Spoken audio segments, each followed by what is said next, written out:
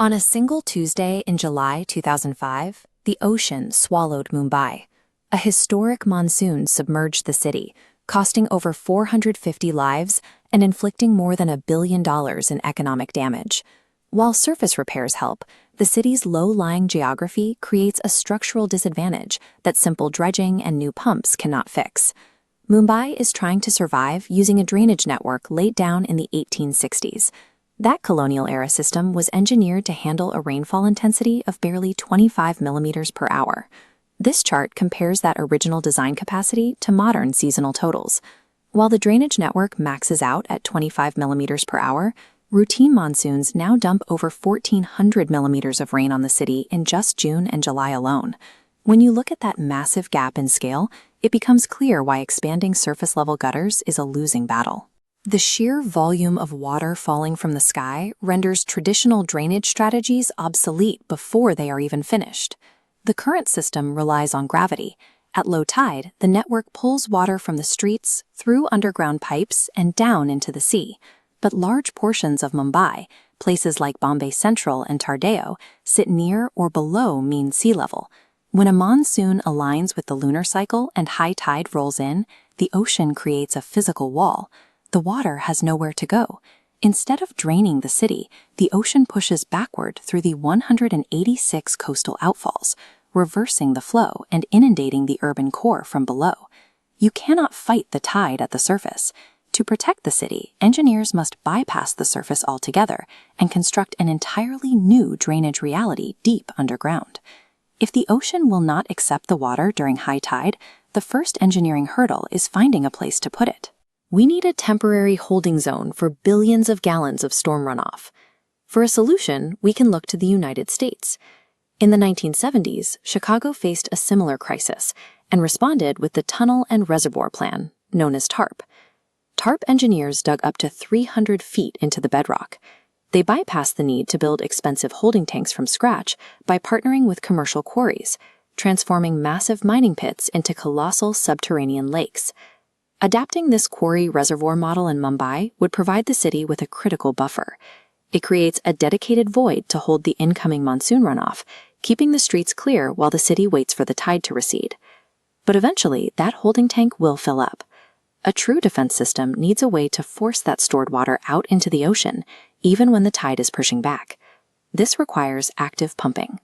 Japan solved this with their $2.6 billion GCANS project, a network situated 50 meters beneath Tokyo that funnels floodwater into a series of massive vertical silos.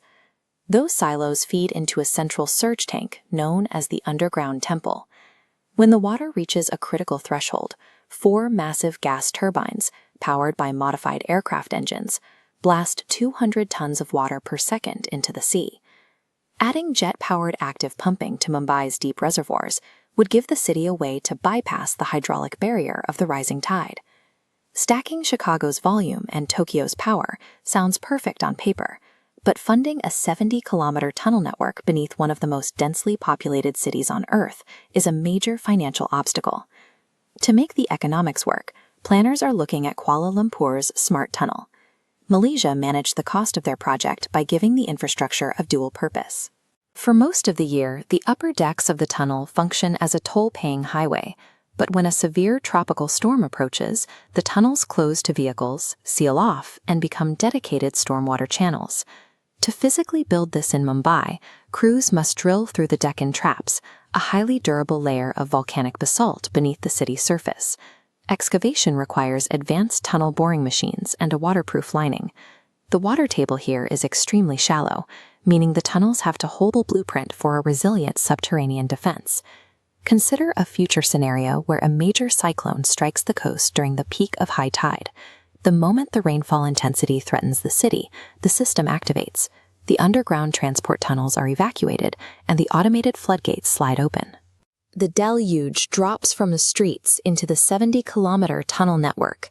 It surges past the city center, pooling safely in the deep quarry reservoirs, until the gas turbines roar to life, forcing the water straight into the Arabian Sea. Through this sequence of engineered diversions, the surface city above remains navigable, preventing the catastrophic gridlock that has paralyzed Mumbai for decades. However, urban planners warn that even a multi-billion-dollar concrete labyrinth has a breaking point. Relying entirely on gray infrastructure ignores the physical reality of the land. Over the decades, rapid urbanization has stripped away Mumbai's natural storm buffers. The city has lost over 40% of its mangrove cover, erasing the root systems that naturally absorb storm surges. Historic natural drainage channels like the Mithi River have been systematically encroached upon, narrowed and choked with debris, destroying the land's inherent ability to shed water. The final vision for a resilient megacity must be a hybrid. It requires building a high-tech fortress beneath the bedrock while rigorously defending the ancient natural waterways on the surface.